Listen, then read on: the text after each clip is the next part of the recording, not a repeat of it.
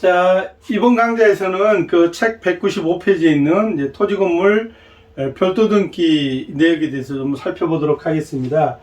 그 토지하고 건물이 이제 별도의 부동산입니다라는 말은 이제 앞 강좌에서도 말씀드렸고, 또 이 책에도 보면 우리 민법 규정에 의해서 토지와 그 건축물은 별개 부동산입니다라고 말씀을 드렸어요. 그러니까 별개 부동산이라는 말의 전제는 뭐냐면, 보통은 우리가 선생님들이 생각할 때는 그러니까 토지 건물 소유자가 이제 동일 한 사람일 때 동일한 경우가 이제 가장 일반적이잖아요. 일반적인데, 두 번째는 첫 번째라고 하겠습니다. 두 번째는 어떻게 하냐면 토지하고 건물 소유자가 다를 수 있어요. 아무 문제가 없어요. 달라도. 그러니까 이제 가장 대표적인 게 뭐냐면, 국유지에다가 국민들이 국가로부터 그 토지 사용권을 임대를 해서 거기다가 뭐 30년이든 50년이든 이제 건물을 지어서, 시골 같으면 거기다가 뭐 버섯 재배사 같은 걸 지어서 농사를 짓고 하다가 소유권을 나중에 계약 기간이 끝나면 다시 그 땅을 원상복구하고 토지를 국가로 넘겨주는 경우도 있잖아요. 일반적인 사인간에도 마찬가지였어요. 어떻게? 토지는 홍길동이 거였는데, 홍길동이가 누구한테? 김길동 씨한테 땅을 빌려주고서 30년 동안 뭐 여기다가 창고를 지어라. 창고를 지어서 30년 동안 운영을 하고, 그동안에 토지 소유자인 홍길동한테 이제 이 지를 주고서 30년이 지나면 건물을 철거하고 이제 원상복구해달라. 이런 조건으로 건물을 지었다고 가정을 한번 해보세요. 그러면 토지 소유자와 건물 소유자가 이제 다른 거잖아요. 자, 그랬을 때, 이제 앞에서 말씀드렸던 강좌에서는 만약에 그럴 때 토지만 경매가 나오거나 건물만 경매가 나왔을 때는 법정지상권 문제가 생깁니다라고 얘기를 했는데, 지금 여기서 토지 건물 별도 등기가 문제가 생길 때는 어떤 경우냐면, 토지하고 건물하고 뭐가 달라도, 건물주가 다르더라도 토지하고 건물이 동시에 경매가 나올 경우에 동시에 경매 물건이 된 경우, 이제 권리분석 문제다, 그 얘기세요. 자, 그 다음에 이제 네 번째는 어떨 수 있냐면, 토지하고 건물하고 압류 내역이 다를 수 있어요.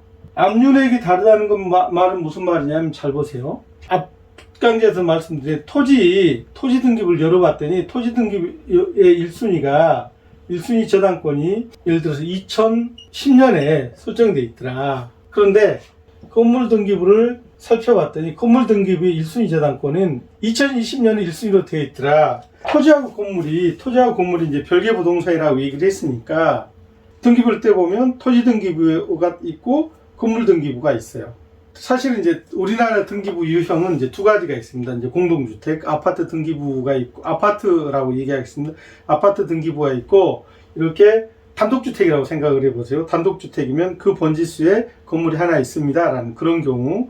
그 다음에 또 뭐가 있냐면, 농업용 부동산, 전답, 과성 같은 경우는 지상에 건물이 없잖아요. 그때는 뭐만 있는 걸로 전제를 하냐면, 그냥 토지 등기부만 있는 걸 이제 전제로 하는, 그렇게 이제 세 가지 유형이 있는데, 그러니까 이 둘은 소유자 한 사람이라고 보셔야 돼요.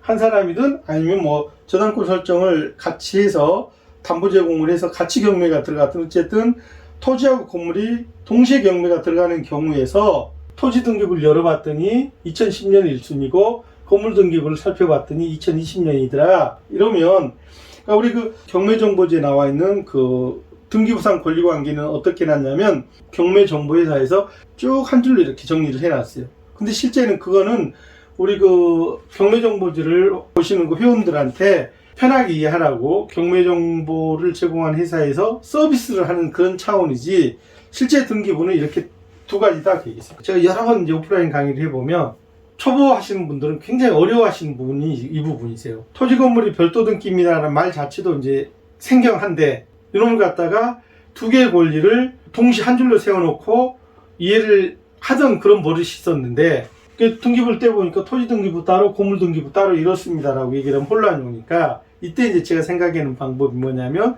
토지하고 건물을 이제 손가락으로 표시를 해보자어요. 오른손이 뭐다? 토지 등기부. 왼손이 뭐다? 건물 등기부다 하세요. 그래서 이놈을 어떻게 하냐면 이렇게 한번 물려보세요.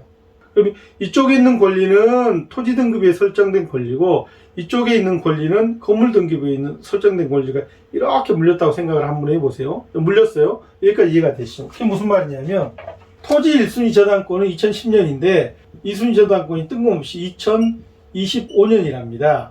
그런데 건물 등기부는 1순위가 2020년인데 2저당권이 어떻게 됐냐면 2021년이다. 3저당권은 2023년이다. 이렇게 설정된 등기부를 가진 경매물건이 경매에 넘어왔다고 하면 그때는 어떻게 하냐면 요놈의 권리를 여기다 갖다 세팅을 시켜야 된다. 그래서 여기서는 1순위, 2순위지만 이렇게 물려놓고 나면 어떤 일이 벌어지냐면 요놈이 1위 갈 때는 2순위, 요놈이 1위 갈 때는 3순위, 요놈이 5위 갈 때는 4순위 권리가 될 거다. 이해가 되셨죠? 이 날짜도 그대로 따라가는 거예요. 자, 토지 등기부라고 얘기를 해버리면 이때는 안 되고 지우고 이때 이제 어떻게 하냐면 토지하고 건물의 등기 내역을 굳이 설명을 하자면 합체시켰다. 합체. 이렇게 보시면 된다. 그 얘기세요. 이게 지금 이렇게 설명을 하면, 그러니까 기본적으로, 저런 개념이 성립할 수 있구나, 라고 생각을 하시는데요. 오히려 까다로우세요. 그러니까 요건 이제 우리 선생님들한테 기본적으로 등기부를 보는, 등기부 내역을 이렇게 같이 물려서 보는 방법을 이제 말씀을 드리는 거지만, 한번 생각해 보세요. 지금 여기 까만 부분은 뭐였냐면 토지 등기부 등기 내역이었고, 빨간 부분은 뭐냐면 건물 등기부 등기 내역이었는데, 소설을 써보자세요. 아직까지 우리 선생님들 거기까지 가실 필요는 없는데, 소설을 써보자면 어떠냐면 요 별 표시한 이 일자에 2019년이라고 할까요? 2019년에 전입자가 있었다 생각을 한번 해보세요. 그러면 2019년에 전입한 이 전입자는 잘 보세요. 토지 저당권으로 봤을 때는 후순위지만 건물 저당권을 봤을 때는 선순위 임차인이잖아요. 다시 2010년에 1순위 저당권에 설정된 부동산에 건물 등기부를 합체를 시켜봤더니 2020년에 1순위 저당권이 여기 합체되는 순간에 몇 순위로 내려왔냐면 시간 싸움에서 2순위가 되었다 그 얘기잖아요. 그랬을 때 그 부동산에 건물 여기에 뭐가 있었냐면 이 별표시 임차인이 있었다. 그 사람이 이렇게 딸려 들어왔다고 생각을 한번 해보세요. 그러니까 이거는 뭐냐면 처음에 이렇게 합체한 거는 이제 토지 등기부와 건물 등기부만 이렇게 합체를 하는 거지만 요 사이에 이제 뭐를 하냐면 현실적으로 존재할 건물 등기부에 존재한 임차인을 이렇게 물어서 같이 이렇게 고민을 한다 그 얘기시잖아요. 그럴 때 이 별표시 세입자가 이제 무슨 문제가 생기냐면 두 가지 문제가 생기세요. 뭘 기준으로 어떤 권리를 기준으로 이 임차인을 선순위 임차인지 후순위 임차인지를 구분하는가. 그게 이제 하나가 문제가 되고 뒤에서 이제 배당표 시간에서 이제 집중적으로 말씀을 드리겠지만 2019년에 전입한 요 임차인을 소액 최우선 보호를 할 때 뭘 기준으로 소액 최우선 보호의 기준으로 잡는가. 그러니까 2010년에 설정된 토지 저당권으로 이 임차인을 소액 최우선 배당에 넣어줄 것인가 아니면 2020년에 설정된 건물 등기부를 기준으로 해서 소액 최우선 배당을 해주는가가 이제 문제가 되는 거예요. 실제로 말씀 안 드릴 테니까.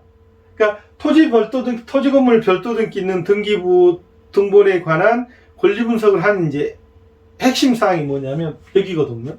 이 두 가지 말씀을 드렸는데 이 두 개 중에 뭘로 말소 기준 권리를 잡을까? 말소 기준 권리. 그러니까 1순위 토지 저당권으로 말소 기준 권리를 잡으면 이 임차인은 후순위 임차인이 되잖아요. 그래서 뭐가 없게 된다? 대항력이 없게 되는데 되는데 건물 등기부에서는 1순위였는데 이 사람이 이제 합체를 시켜보니까 이 합성된 등기부 그 조건에서는 2순위가 되는 건물 1순위 저당권으로 말소 기준 권리를 잡는가 하면 만약에 토지로 잡으면 후순위, 건물로 잡으면 선순위다 그 얘기세요. 그러니까 선순위, 후순위는 뭐가 있으니까 대항력이 있는가 없는가가 이제 중요한 문제가 되니까 그거 꼭 학습을 해주셔야 되고요. 이거는 고민할 문제가 아니네요. 고민할 문제가 아니고 외우셔야 되는 문제세요. 무조건 받아들이셔야 되는 문제세요. 절대 여기를 이해하려고 들지 말으세요. 그 다음에 이제 이렇게 됐을 때 그 소액 최우선 배당을 2010년을 기준으로 하는가 2020년을 기준으로 하는가에 따라서 소액 최우선 배당이 많이 달라지잖아요. 그러니까 서울일 때, 수도권 과밀 억제 권역일 때, 그 다음에 광역시일 때, 그 다음에 이제 지방 기타시일 때 이렇게 해서 같은 시간대에 저당권이 설정됐다 해도 지역에 따라서 보호해주는 그 전세보증금의 규모 이하하고 그 다음에 소액 최우선 배당이 좀 그 이하가 달라지니까 이 부분에 대한 거를 학습을 하셔야 됩니다. 할 때 중요한 게 토지 건물 별도 등기가 어떻게 권리 분석이 되는가, 그 부분이 상당히 중요하다. 다시 두 가지. 어떻게 말소기준 권리를 뭘로 잡는가, 그 다음에 소액 최우선 배당을 어떤 저당권을 기준으로 삼는가가 따라서 경매 낙찰 받으시는 분들이 상황이 이제 많이 달라지잖아요. 무슨 말이냐면 소액 최우선 배당을 많이 풍덩 떼가 버리면 나중에 그 인수할 물건이 있다 그러면 인수 금액이 늘어나잖아요. 그 다음에 대항력이 없는 임차인이라고 판단을 하고 들어갔는데 대항력이 있는 걸로 판명이 되면 진짜 배보다 배꼽이 더 큰 상황이 벌어질 수 있다.